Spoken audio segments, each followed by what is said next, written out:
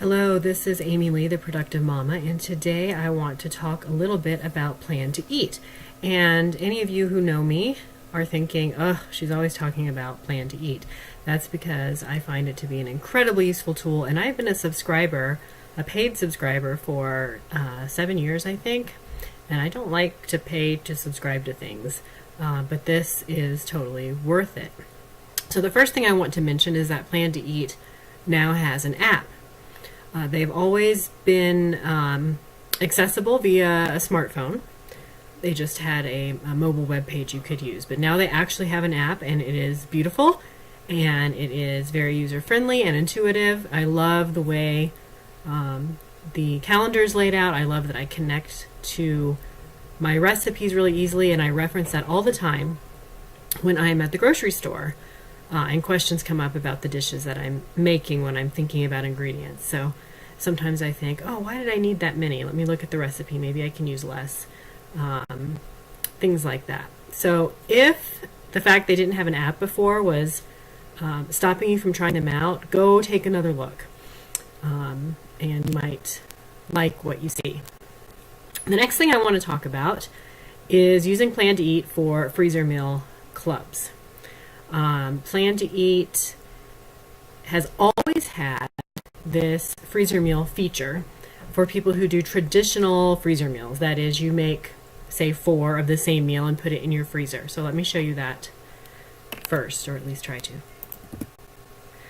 Okay, so say you're going to make 4, this is my actual menu. Say you're going to make 4 of a certain recipe. I'm just going to click on this one. Here is the add to freezer option. So you click that and you can say I want to freeze 2 meals. They serve this many people, and then you click here, add to freezer.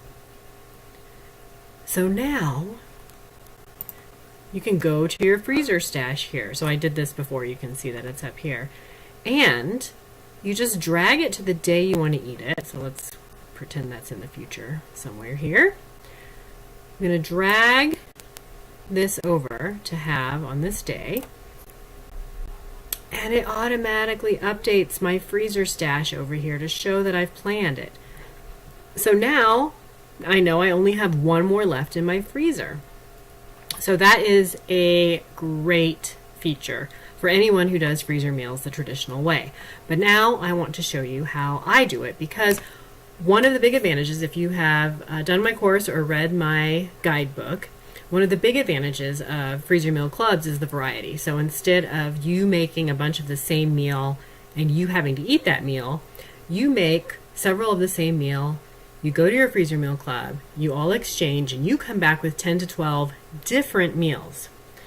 Now, I don't need to put that in Plan to Eat as the full recipe, because I don't need to go buy that stuff. I don't want that clogging up my list. So instead, what I do, and you can probably see it a few times, here's actually today, I add a note like this. You just click on the date and you add a note. So tonight we're having pumpkin curry, and I put little asterisks around it to kind of match the little snowflakes over here. And this just tells me this is a freezer meal. Now, you can click anywhere in that date.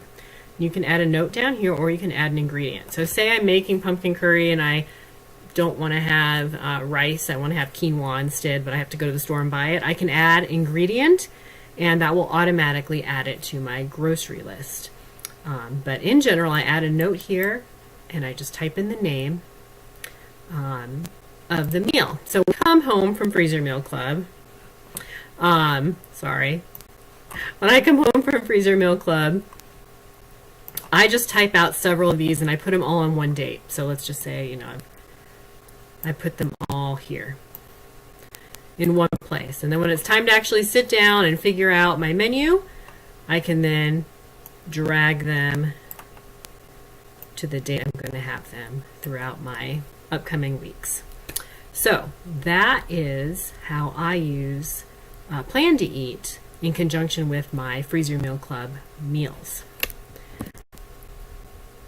If you haven't followed me to know why I love Plan to Eat. I love how flexible it is. Our family does not have a Monday through Friday 9 to 5 schedule typically because of my husband's job and because of my life. So it's really flexible. He works all days of the week in different variations. So and my kids' schedules are all over the place. So the rotating menu doesn't really work for us. I like that I can use my own recipes. A lot of these programs you subscribe and they send you the grocery list and they send you the recipes and menus. That doesn't work for me. I don't like all those meals, or I'd rather cook my own meals. And I like how it populates the grocery list very easily, and I can just pull things around and it readjusts the list for me. So I will link below to my review of Plan to Eat. It was one of the very first posts on my blog, so you can see all the reasons in detail about why I love it.